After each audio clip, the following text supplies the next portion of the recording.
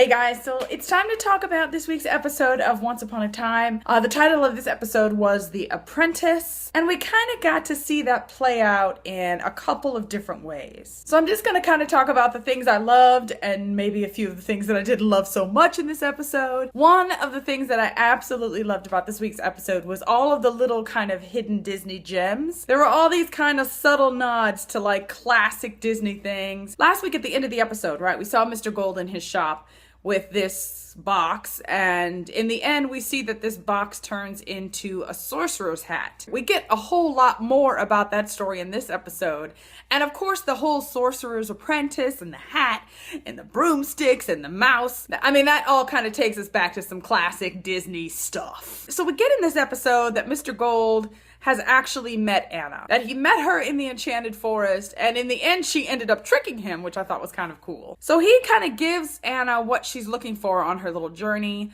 He's met her parents. They basically came to the Dark One to figure out a way to take away Elsa's powers, or at least that's what he tells Anna. Let's talk about Mr. Gold / Rumpelstiltskin for a bit, right? Because first of all, I don't know that we could trust what he says, A, and B, you know, after last season where he did some kind of heroic things and we kind of got to see the softer side of him, this season he definitely kind of seems to be back to his old kind of evil ways. I guess when you look at it, I mean, it's like there's only so many characters that can turn good. You know, you've got Hook doing his best to kind of become a new man. At the same time, you have Regina taking that journey as well. And so I guess they figured, hey, we need one guy who's gonna stay bad, and that's gonna be Mr. Gold. I'm so confused about the dagger, right? Because I know he gave Belle the fake dagger, but at one point, I really did think he swapped them and gave her the real one.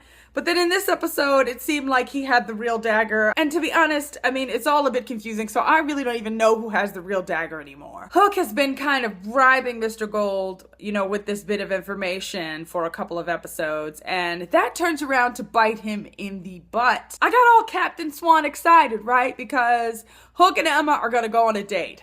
Come on now, girly squeal. But then Hook kind of decides that he wants to have his real hand instead of his hook. He goes to see Mr. Gold, does his little, hey, I'm gonna tell Belle if you don't give me my hand back type of bit. So Mr. Gold gives him what he wants. But he tells him that, hey, you're doing all of this work trying to be good. This hand belonged to the old you, so when you put it on, you might see some after effects. Mr. Gold basically played complete and total mind games with Hook in this episode. That whole scene where Hook goes to get his hand back, all I kept thinking in the back of my head is, magic comes with a price, dearie. So he goes on the date and he starts to kind of feel that maybe Mr. Gold is right. Maybe there is something up with the hand. He does a few kind of on the edge things, you know, that you get kind of rattle him. And so then he goes back to Mr. Gold to get him to take off the hand. In the end though, right? The other kind of twisted thing is that he agrees to kind of do whatever Mr. Gold wants because Mr. Gold tells him like, hey, the dagger doesn't mean anything anymore. I switched it back.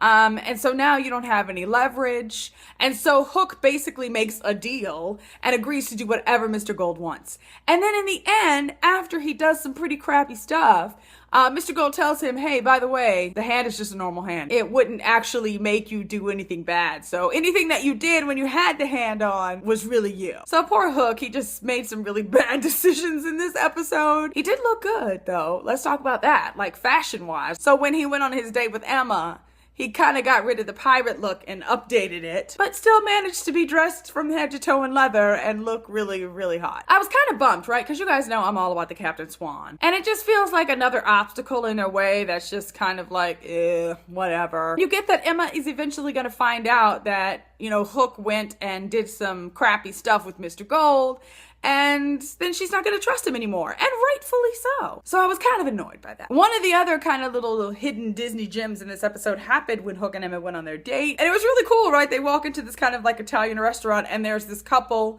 We see this up close shot of them like eating spaghetti a la Lady and the Tramp, and there's like red and white checker tablecloths, and I thought that was really, really cute. I also loved the whole family vibe in this episode, right? When Emma's gonna go on her date, and Mary Margaret and David are there, and they're like taking pictures, and I just thought it was really, really cute. So back to Rumpelstiltskin in the Enchanted Forest, right? So when he meets Anna, he basically tricks her in helping him to get past the sorcerer's apprentice, who's this guy who is guarding this magic box. So he uses her to, in the end, get this box. And we get that this hat is so powerful because it actually steals magic from other people. So basically, as Mr. Gold uses it to steal magic from people, it's almost like he's charging it up.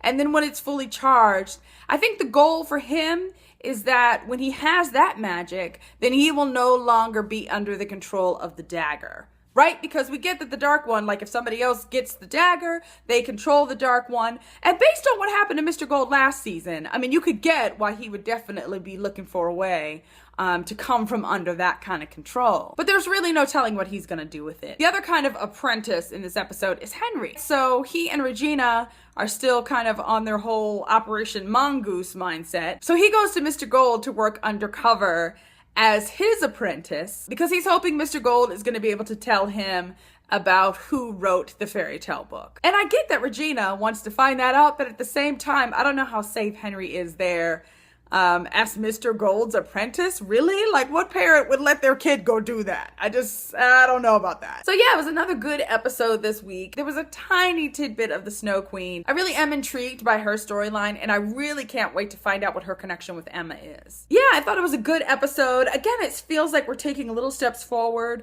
while at the same time still kind of laying the foundation for what's coming this season. I loved last season of Once Upon a Time so much because it felt like it hit the ground running. You know, they were trying to find Henry, and they were all kind of uniting and fighting against Pan.